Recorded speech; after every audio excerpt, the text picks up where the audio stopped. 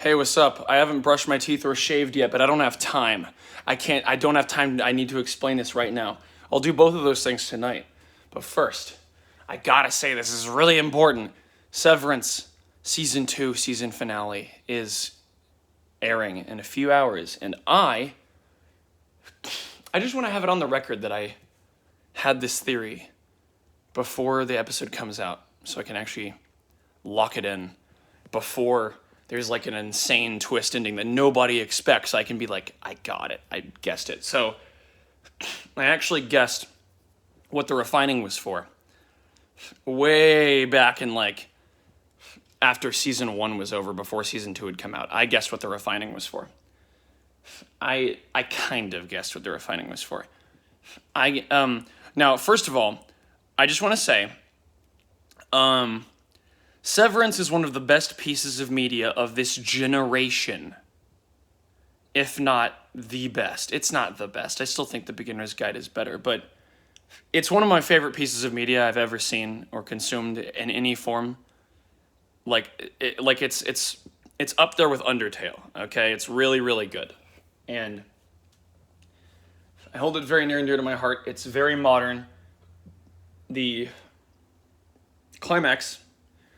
I keep burping. I'm sorry, but I gotta record this now. I can't do more takes. The climax of the season, probably of the show, honestly, because I don't see it getting any crazier than this, is gonna happen in a few hours. So, I beg you, if you have not seen the show, please go watch it.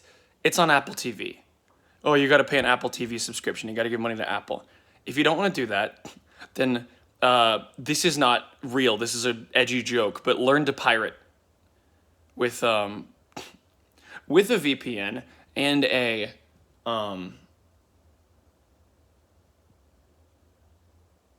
piece of software that may or may not be called qBittorrent, and learning to couple qBittorrent with a VPN.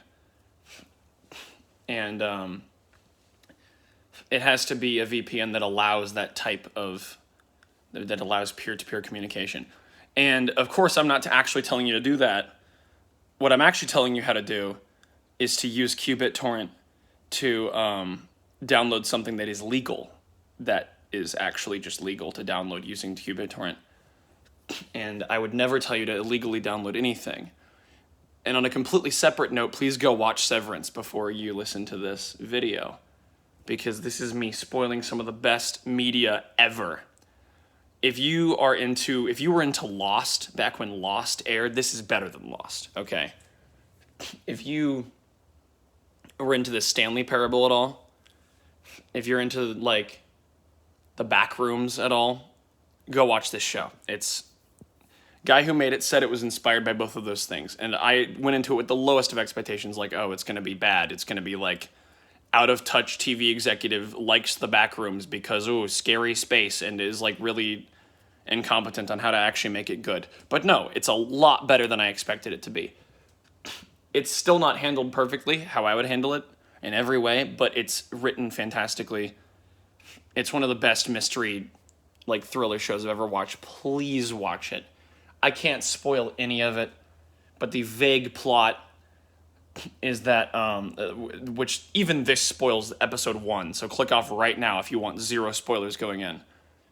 But episode 1 basically reveals that what's going on is that the severance procedure is you get split in the brain. And basically you get a chip implanted in your head, and now when you enter a certain physical space, you now have no memories of the outside world. And when you leave, you will have no memories of that space. And people have severed jobs. So they go down the elevator to the severed floor, as it's called. And when they go down that elevator, they forget everything. And they effectively die. They effectively go into a coma, because from their perspective, 1 second later, it's now 5 p.m. and they're done for the day and they're leaving. And That's the show. That's how it goes. And they write a whole plot about this simple concept, basically stretched to its absolute limit. And it's really good. It's a critique of every single political philosophy, but especially capitalism. It's a critique of modern society. It's also a celebration of many things. It's kind of hard to accurately and quickly describe what it is without spoiling the whole show, but I will tell you that it's good. Okay? It's good. It's definitely a little overrated, but it's one of the best that I've ever seen, in my opinion. I also haven't seen most TV shows and most movies. I'm an uncultured swine, but from the ones I have seen, this is absolutely one of my favorites, and there's moments from it, and the iconography and visuals from it are better than anything I've ever seen. Okay, now that I'm done yapping about the show and how good it is and how you should watch it, I'm going to spoil everything now. Okay, cool. So the guy listed the Stanley Parable as one of the primary inspirations for the show, as alongside the Backrooms. Now, I think that we need to start looking at other media for clues as to where this second season finale and the future of the show is going to go. So there's a few huge plot twist possibilities. Plot twist number one is that everything is a simulation. That seems a little ridiculous, but I could see the show doing that. Possibility number two, everything is a dream. It's a coma hallucination, which is actually supported by an alarming amount of evidence, namely that there's like an abnormal amount of like hospital equipment and plus signs everywhere in places they shouldn't be. It's really odd. And there's a few little inconsistencies in the world that don't make sense. So I think it's actually more likely that the severed floor is a hallucination or a dream of some kind. I think it's more likely that somehow it's something like that.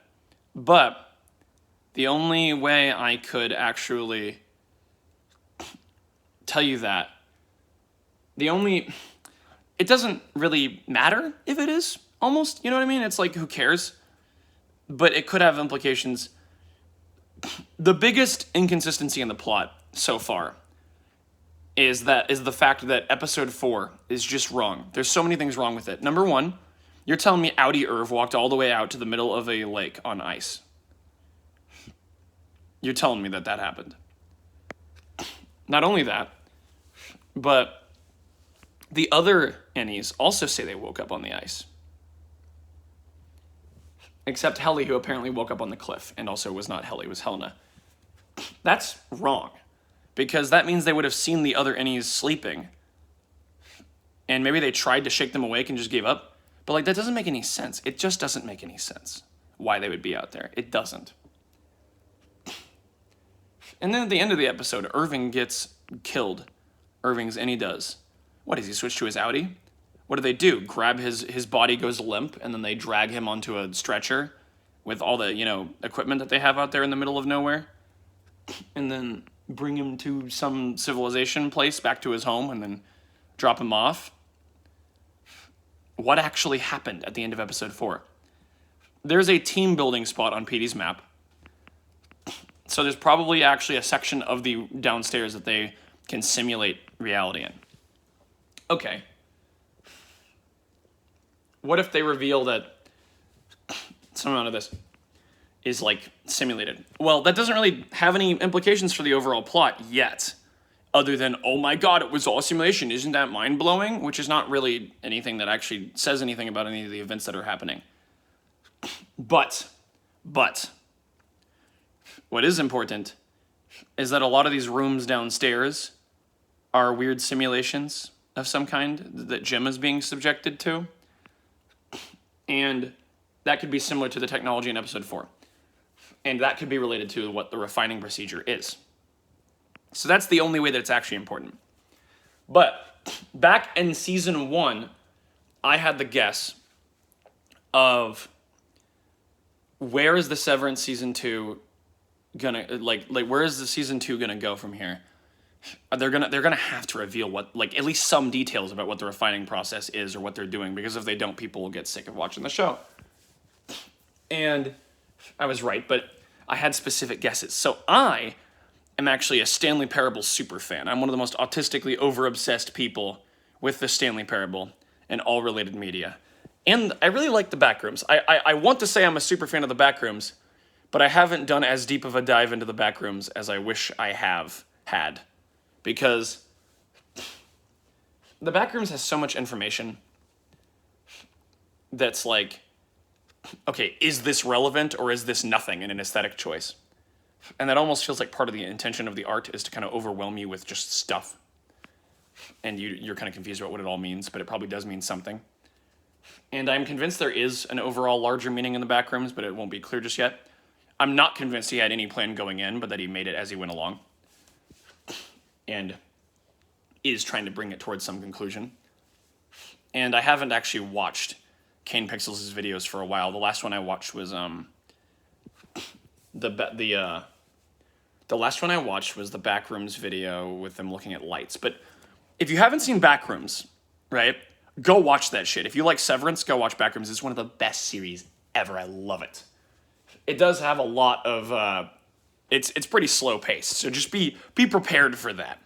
And also, do not use the playlist to watch it. The playlist provided by Kane Pixels himself, because the playlist is stupid and shows the events in chronological order. You need to watch them in release order. It's like if they told you to play Kingdom Hearts Birth by Sleep before all the other, or play the mobile game before you played any of the other Kingdom Hearts games, because it comes first on the timeline. It's a stupid choice. None of it will make any sense. None of it will have any emotional weight, because the reason that these events are important are reliant on future events. It doesn't make sense to do that. It doesn't make sense, okay? It's a good companion piece once you finish watching them all in order. But not only that, you should find a playlist that includes unlisted videos, because there's unlisted videos too, and you should watch those as well. So, Backrooms, very critical of capitalism, but more so than capitalism, it's very critical of human nature and the part of human nature that wants to play God. It's very much one of those types of pieces of art. And it's not entirely critical of humans' curiosity or anything. It's just a horror piece on how far will we go? How bad will things get before things change? And it's some of it. Backrooms has made me feel some things that no other piece of media has made me feel, and Severance has also done something similar. But the reason being inspired by Backrooms and Stanley Parable is so important is because a lot of people think that it's only inspired by them visually, but it's also story-wise. So, story-wise, the company Async, which is kind of like the Lumen of Backrooms, believe they are doing something extremely good. They are lying to the public about what they're doing, but what they believe they're doing is something extremely good that will save humanity in some kind of way. But what they're doing is actually bringing about most likely the destruction of humanity. That is basically where people agree the plot of the Backrooms is going. It hasn't finished yet, so we don't know for 100 billion% sure. But we do know for sure that they're dishonest about what they do. They say that what they're doing is creating an infinite storage space, and what they're really doing is akin a lot more to interdimensional travel and trying to perfect the science behind interdimensional travel and learn everything they can about the other dimension, not realizing that doing so is fucking up everything and messing up our reality. And it's a very good series. It's so good. I can't wait for the movie. But he got greenlit to make a movie. But that's just a little bit. So there's one character in the Backrooms called Peter, and Peter is held down underground in their facility and told that they'll let him go once they integrate him into society. He steals a key card and runs back into the Backrooms because he believes that he's still trapped down in the Backrooms because of reasons that are complicated. He's not actually. He's in the real world, but he believes he's still trapped in the Backrooms. And the reason he feels that way is because the company is treating him like shit and won't let him leave. and it's and it looks different because he time warped. It's complicated. There's time travel in this story, which it does time travel in a way that I actually think is good, believe it or not. But whatever. The point is that Backrooms, if you think about, like, okay, how does this relate to Lumen? How does this relate to Severance? What can we glean about the plot? Peter ends up getting killed so that he can't spill the secrets of the company. But his death has the unfortunate, or fortunate but unforeseen effect of kind of triggering a revolt within the company. And we're not actually sure if he's dead. That's just what the company says. The company says he's dead. He could still be alive. And it kind of hints at that. It kind of plants that seed in your brain a little bit. And so there's a very strong possibility that at the end of season 2, Gemma will die, but not fully. So like a whole part of her will be like, will cease to exist, or will be trapped in some part of her brain that's severed or something. And I also believe that Gemma's going to escape Lumen, but she's going to go so crazy that she's going to think she's still stuck down in Lumen. Because that would parallel the ending of Backrooms. At least what people thought was the ending for a while, because he didn't make any more Backrooms videos, but then he went back to it. So, that's Backrooms. Back in season 1, before season 2 of Severance came out, I predicted accurately, and I didn't post anywhere online, but I predicted accurately what the Severance procedure actually, or what the macro data refinement actually was. So, first of all, macro data. So, my fridge is making a loud noise. That's the first time it's ever done that. Macro data is an interesting choice of words, because if you think about it, like, this is a company, this is a corporation, they do corporate speak. Everything they do is like coded language for something else. They don't call something a yearbook, they call it an annual reminiscence. So what is a macro data? What kind of data is it? Well, from episode 7, we know that it's something to do with memories or emotions. And that was already obvious because the numbers that you had to put in bins made you feel a certain way. Now, there were 5 bins and 4 tempers in each bin. And there were different files that had to be completed, and the files had different names. Now, the files having different names is important because they're all places, and they all have to do with the Civil War in some way or another, or bodies of water. And or, both of those things. And Lumen was founded around Civil War, and they have a water tower out front, and there's a lot of random references to water. I actually picked up on all these things in season 1, but they've only been turned up to 11 in season 2. People keep mentioning water. Cobell's hometown is a harbor town. The file's called Cold Harbor. They've really paid attention to the water themes. And the videos being produced, I'm kind of going off track a little bit, but the video from episode 1 of season 2, the like claymation video, it has pineapple bobbing, which mirrors Helena being drowned in the water later.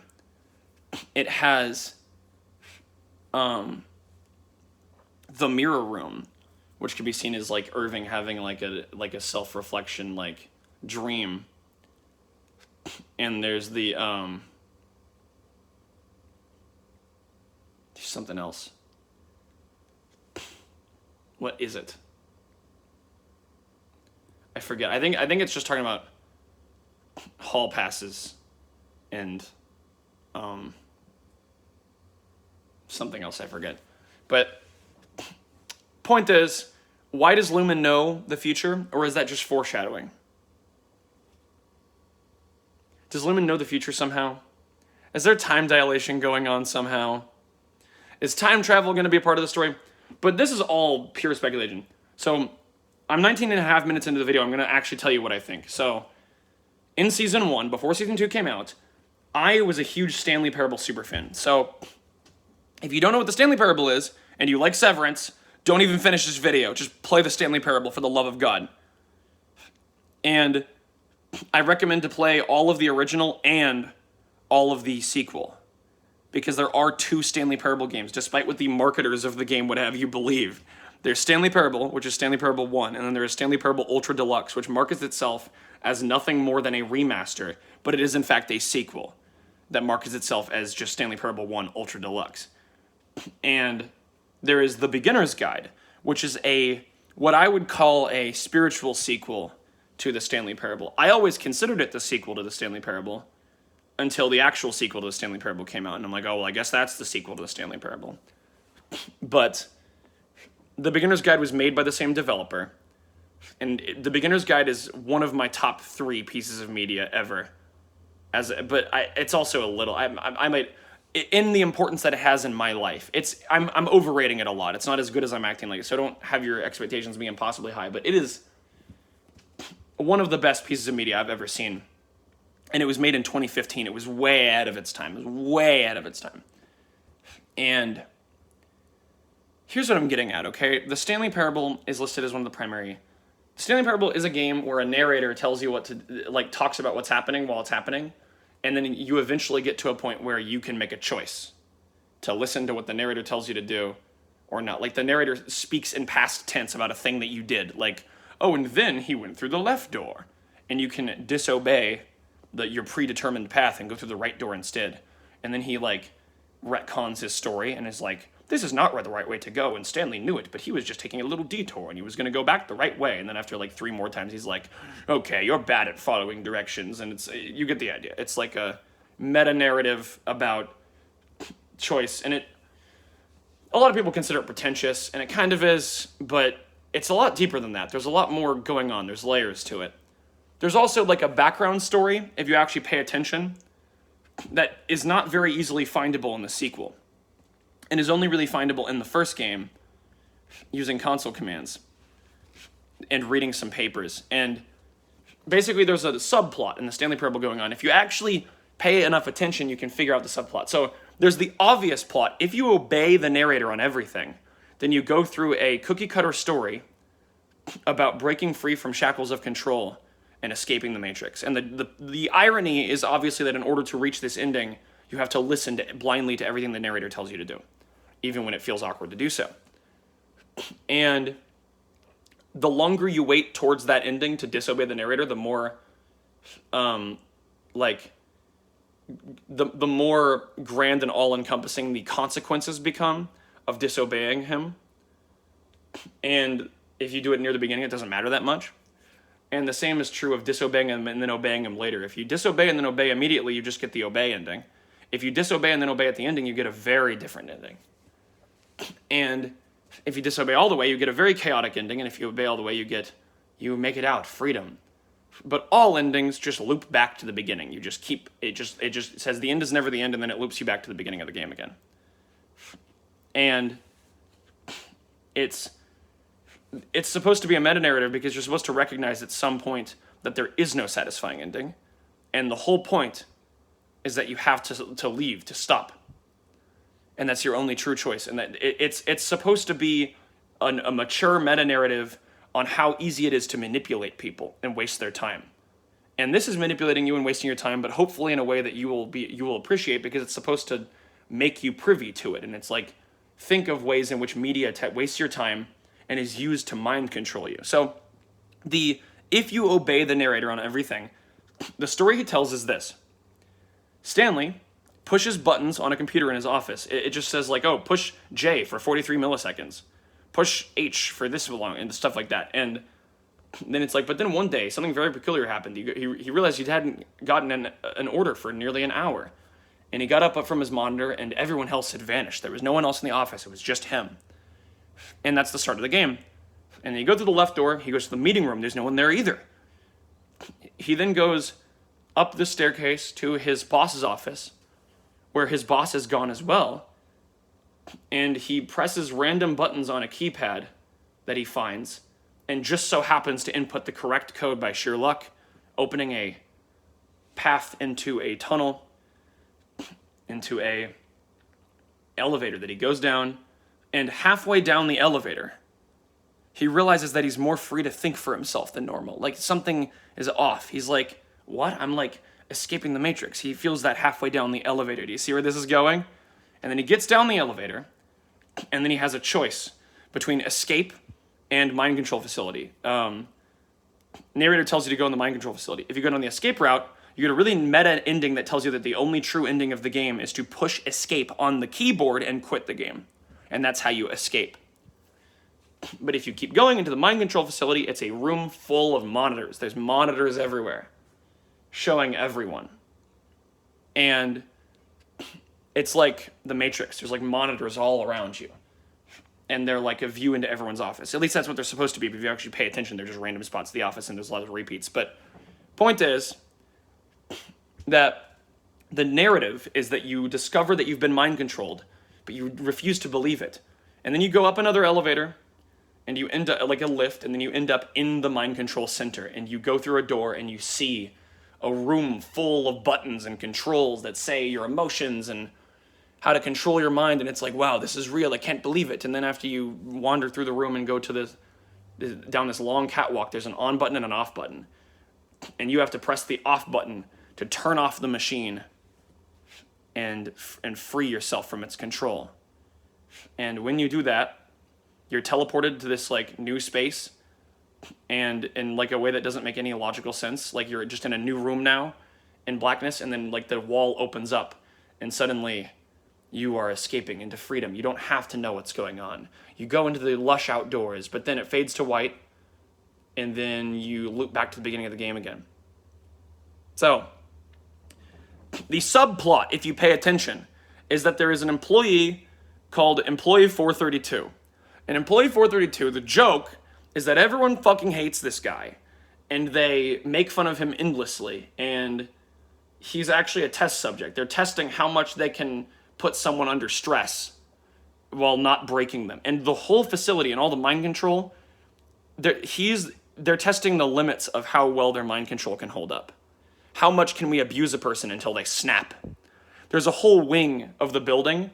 The building is non-Euclidean, by the way, which Severance's building is also non-Euclidean. I'm not even getting into that. Basically, if you follow the path where Mark runs down, it doesn't make any sense. He runs down a hallway, turns around, and runs back down it again, and it's a different hallway. Like, it's literally just doesn't make any damn sense. He goes in a loop, and then he ends up in a different place than he was at the beginning of the loop. Like, it doesn't make any sense. There's a spot like that in Stanley Parable where you end up going down a tiny little spot, and there's a long hallway between these tiny little spots somehow. And in that long hallway, there's a wing called Employee 432 Peer Reviews. And it's just millions of papers in, like, filing cabinets. And Ultra Deluxe, the sequel to Stanley Parable, you end up speaking to this person who the developer basically revealed was Employee 432 in a live stream. And it's a guy who's like, or a girl, who knows. It's like, ooh. I just pointed the camera. I hope that wasn't anything serious. I'll just edit it out of the video if it was. But I think I just pointed at it like a bucket or something. Which is funny because Stanley Parable buckets, it's a whole thing, don't worry about it. But he has like ascended. His consciousness has ascended to be in the computers somehow. There's not really any logic to it. It's just like he went so insane that he became the fabric of reality. And there's some weird dark magic stuff going on with a dark magician called Gamborata. There's a whole stupid bout of lore. But how it relates to Severance, right, is that the implications of Employee 432, plus there's some computers and monitors and papers in the room with the monitors. There's employees in there looking at all those people. They're the Watchers, like the Watchers we see in Season 2, Episode 7 of Severance. And their goal seems to be to watch the people who are on their computers, who are being mind-controlled. And I think the implication is that the buttons that Stanley is pressing on his computer are further mind-controlling him. During one of the endings, it tells you, the player, to press buttons on your keyboard, and while you're pressing them, it tells you how hopeless you are and how much you're putting yourself into a maze.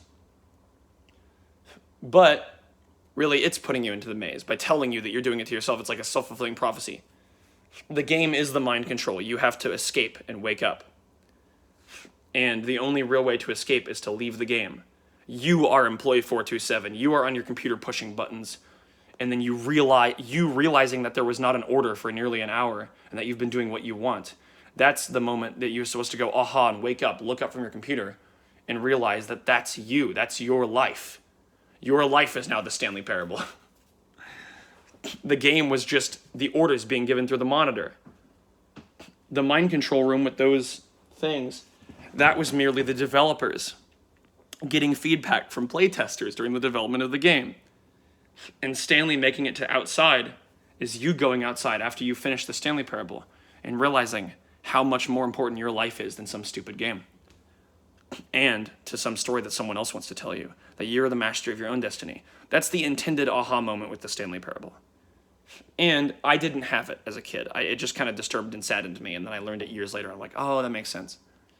But the sort of implications is that the buttons being pressed by Stanley and by the other employees in this fictional scenario are giving the mind controllers data with which to further mind control them. It says things like, press X to go out with the boys.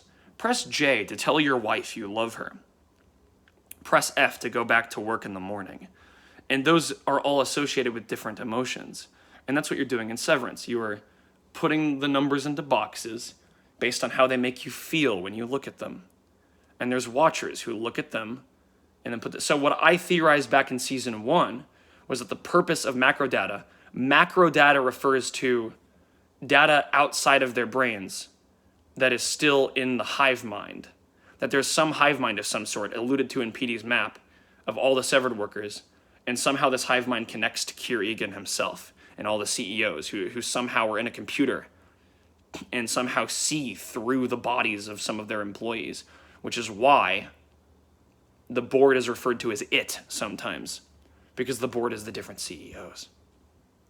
And if some of the severed floor is not real or not what they're actually seeing, then that could conclude, you could conclude some dark things from that. You could say that, oh, the goat kids are actual kids and they're like human trafficking or something. Or it's just a metaphor for that. Don't you love media and scary modern days and Epstein? But anyways, my theory for how season 2 is going to end. Twilight Zone episodes end with a twist ending. And season 2 episode 9 was named after a Twilight Zone episode, and they referenced it. I haven't gone so far as to watch that yet. I will watch it before I watch the episode, so to refine my theories, haha. But that theory is that there's going to be a twist ending of some kind. And I believe that because of how Stanley Parable Ultra Deluxe ends, and how Beginner's Guide ends, to spoil the Beginner's Guide for you, play Beginner's Guide, please. The reason that I think the Beginner's Guide is relevant is because the Beginner's Guide has a lot of iconography that is similar to the show. For example, it has a warm house in the middle of a snowy, wintry area, which is very similar to Rickon's house. And it also has a train station, a beautiful, vast marble train station, where the end of the train station is a place where you die and then ascend above, and you see that the whole world was a giant maze. Irving's going to a destination at the end of his train ride called Montauk. Montauk was also on the computer monitor during season 2, episode 4. I believe this is a reference to Montauk Project, which, if you don't know, is a whole MK Ultra rabbit hole of shit the CIA did, which rumor has it that the floor underneath the place at Montauk, which is a location, had maze-like hallways with test subjects that they were doing experiments on to split their minds into different personalities that they could then control to turn into super soldiers or something, like dark-ass experiments and shit, and studying the limits of the human brain, dark science, stuff like that. And the point is that it's portrayed as a labyrinth in almost all media, and them coming and seeing a weird dead seal is important because this is a hoax in real life, but they found what they referred to as a body that looked like the body of a weird animal hybrid thing that was like not any known animal, and it just turned out to be a like man-made thing. It was a hoax. but it was done near the Montauk building. And people aren't sure whether that was done by the CIA to test how people would react, to like test how much they could manufacture a crisis or a panic, or if it was done by some hobbyist who just wanted to troll people. But either way, that's probably what the seal is a reference to, because it's a very random thing that they haven't gone back to. But also, Navy SEAL, the fact that Bert Irving, is a Navy SEAL, probably means that he's going to die. And it's foreshadowing that he's going to die, and his innie's going to die at the end of the episode. Yeah, or it's foreshadowing that he as a whole is going to die at his destination. Someone's going to kill him. Or he's going to be taken down into a labyrinth. Or he's going to escape from the labyrinth at the end of his train ride. Just like how you do at the end of the beginner's guide. If you want to refer to the entire maze as Montauk at the end of the beginner's guide, then that would imply that the world itself is Montauk, and Irving dying is going to be him escaping the severed floor that is the earth, that is reality. So I believe Irving is going to die, if not in the season finale, at some point in season 3. I also believe that the references to Montauk are too specific. They have to relate to the plot of Backrooms or Stanley Parable somehow. And Peter dying is kind of a but maybe not. It's kind of that feels similar to Petey. But sorry for this stem. I just have weird breathing problems. I'm autistic. I breathed through my mouth for the first 5 years of my life because my nose was clogged by bone. Don't worry about it. But the point is that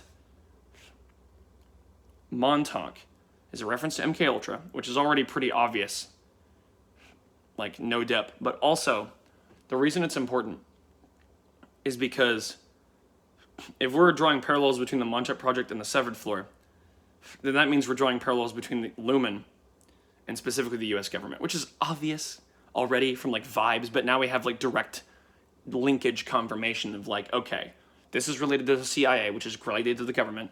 Lumen is related to the government in some meaningful way. And we still haven't seen what the overall government of Severance's universe is like. It could turn out that it's like it's just blatantly owned by the Egans and that they run it all or something. And that all of society is run by them or something like that. But something weird is going on with Rotter. But I feel there is an important thing that I need to point out, okay? The Stanley Parable was a mod of Half-Life 2. Half-Life 2 is a sequel to Half-Life 1, obviously. Half-Life 1, many people consider to be a 3D story-based game that was inspired by liminal spaces in many ways. And as such, stuff like The Shining and whatnot. And The Shining is in the Stanley Hotel. Coincidence? Probably. Maybe not. Maybe subconscious coincidence because Stanley was a name floating around in Davey Wreden's head because he's a film student. Davey Wreden is the dev of the lead writer, at least, of Stanley Parable. The dev is this guy named William Pugh, this British guy. But he's not real. He didn't actually do any work on the game. He's just a figurehead.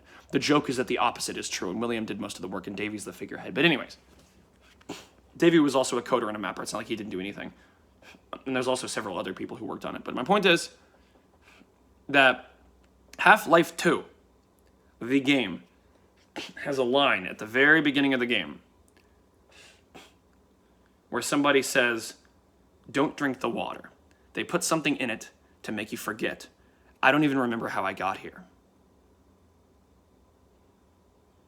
Severance is all about losing memory and forgetting how you got somewhere, and Lumen seems really interested in water. Maybe they're trying to hijack the water supply to put something in it to make you forget. That's probably a plot detail that's going to be revealed at some point in season 2 finale or season 3. That's another piece of evidence for it. I'm very certain they're going to go in that direction. But there's something deeper going on.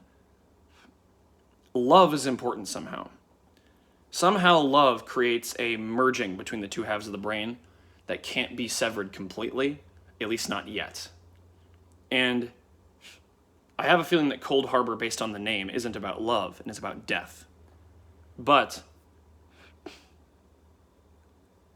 I figure that Lumen is going to realize that they need to keep Gemma alive for the love thing.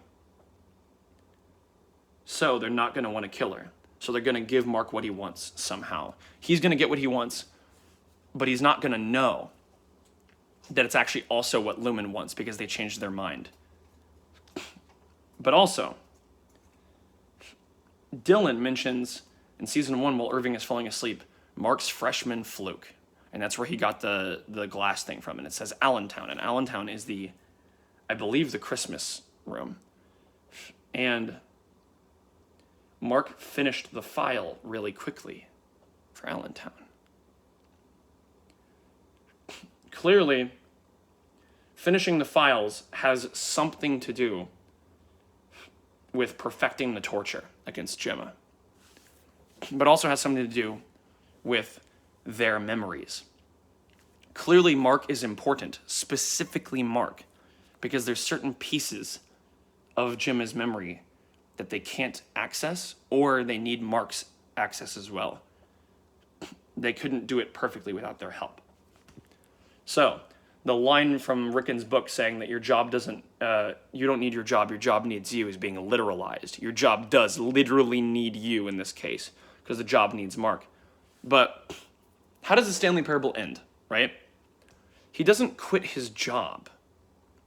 You realize that the whole thing is a simulation in a way to teach you the lesson that you have to leave. There's an ending in the Stanley Parable called the escape pod ending, where you glitch the game, go back to the beginning, an extra door opens. You go to the side, and you find yourself in this dark area. And out the window is the room you were just in, the office.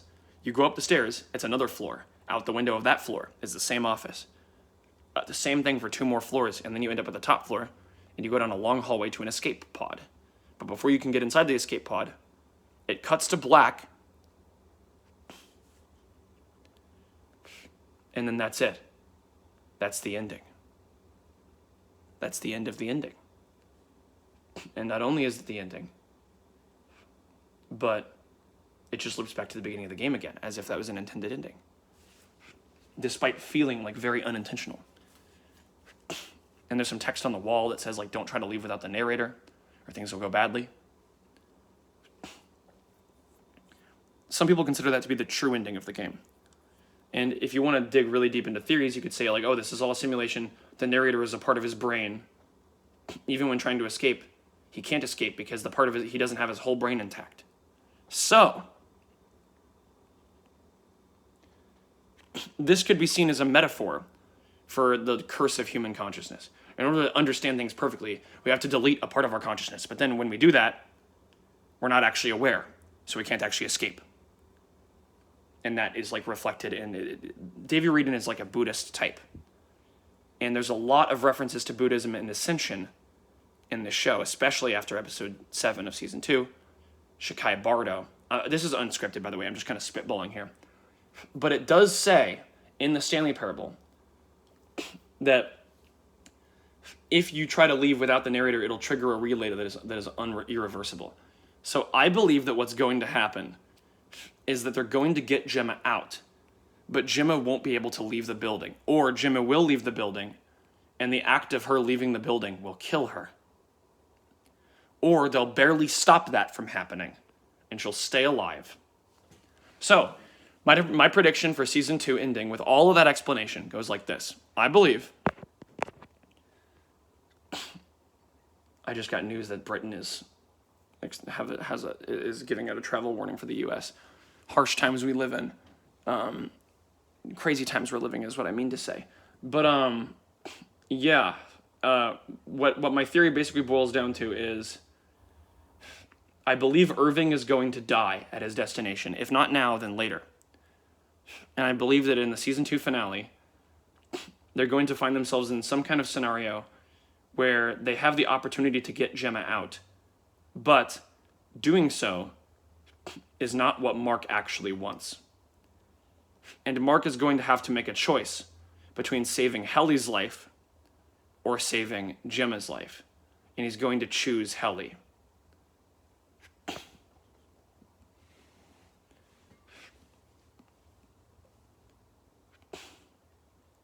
Because Helena's being drowned in the water at Woe's Hollow can be seen as a Christian baptism.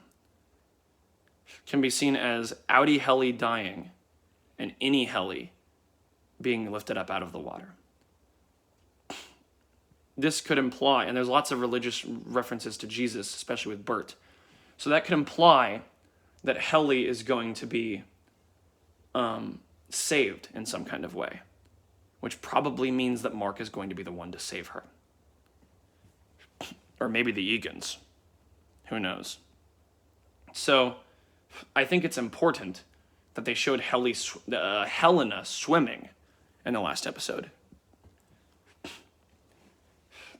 Because it's yet another reference to water. And I don't know, maybe I'm being schizo, but I think that the end of season 2 is going to be, he's going to have to choose between Gemma and Helly. And when he chooses Helly, he's not actually going to kill Gemma. They're going to think they killed Gemma, but it only half killed her. And either there's going to be some way to bring her back, or they're going to come to the tragic realization that there is no way to make her back, and she really is dead. And he's going to then blame Helly for that. There's going to be a lot of complicated drama. And I believe this show is either going to be 4 seasons long or 9 seasons long. 4 seasons, 1 for each of the 4 tempers, or 9 seasons, 1 for each of the circles of hell. Because season 1 is a lot like deceit, and season 2 is a lot like lust. And they directly mention lust in season 2. It's interesting. And there's a lot, lust feels like appropriate as an overall vibe of the season, because there's lots of references to lust in the season, as well as like real love in contrast. And it's interesting because there's references to Dieter Egan and masturbation and sex and love and all that. And I believe this is very spiritual. And I believe the purpose is supposed to be a beginner's guide in ascending from the matrix, so to speak. And also just a piece of woe about how things are going badly. And the 4 lights in season 2, episode 1, Frolic is missing. There's red, blue, and green lights framed in the shot, and Frolic is missing. Now, each person from MDR, people have pretty much figured this out at this point. There's 4 people in MDR, there's 4 tempers. Each of them probably corresponds to a temper. Which one is which? I still don't know. But a lot of people think that Frolic should be Dylan, but I don't know if that's true anymore. But you could argue that Frolic is Irving, and that Irving is going to go missing by the end of the season, which is what is being foreshadowed there. But there's also the implication, the important detail to look at, that Mark has a sideways door in his house, a third door. I forget if he finally opened it or not, to be honest, because I'm not that much of a super fan. I haven't rewatched every episode of season 2 up to now. I've been busy with life. And the point is, I believe, I have to stop recording this video soon because the episode's going to go up before I can upload it. I strongly believe that Gemma is going to die, or half die, in the season finale. And season 3 is going to be about, like, getting her back while also combating Lumen. And there's going to be a lot of complicated drama with Milchick and stuff. But there's a crazy theory I saw somewhere that I just can't ignore, which is the idea that the actual show is a human body. And Cobell is cortex. Milchick is meal check, part of your brain that makes sure you don't starve. And I don't know what Drummond would be, but it's interesting. There's lots of satanic symbolism in the show, But Egan means son of fire, and Kyr means dark one. So Kyr Egan's name literally translates to dark one, son of fire, which is, you know, how much more blatantly satanic of a name can you have? And then Helena Egan's name is shining star of fire, basically. She's like dark one of fire, and she's shining star of fire, which is a little different. It's still powerful and hellish, but it doesn't have quite the same implications. You know what I'm saying? So there's all sorts of different ways you could interpret this based on different religions. I'm not going to get into it right now in this video because I have to hurry up my point. But my point is, I strongly believe that there's something going on with this theory. I don't know if this is literally true or if this is symbolically true, but Salt's neck, that doesn't sit right with me. What's up with that? What's up with Salt's neck? That could literally be in the neck, you know, of the human body. And what's in the head, right? And the MDR workers, their job is to compartmentalize different emotions and different memories. And the watchers are the eyes. I find it very important to point out how much the doctor reminds me of the G-Man, by the way. The doctor on the testing floor. I forget his name. The dentist guy. But,